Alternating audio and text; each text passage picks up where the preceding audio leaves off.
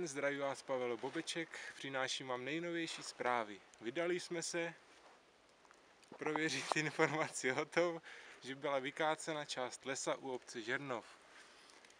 Na to, že se zde událo něco podivného, nás upozornil náš tajný zdroj, který zdejší situaci monitoruje. Podle oficiální verze byly stromy staré a proto došlo k jejich vykácení.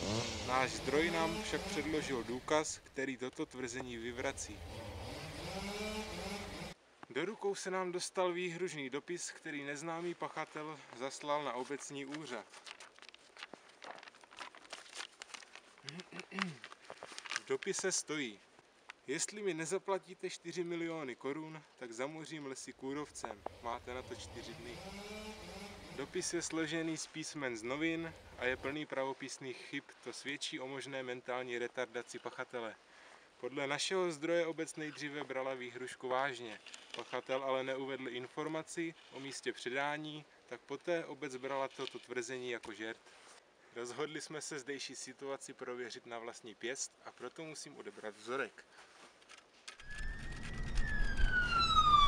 Pro televizi Žernoviny se s vámi loučí Pavel Bobeček.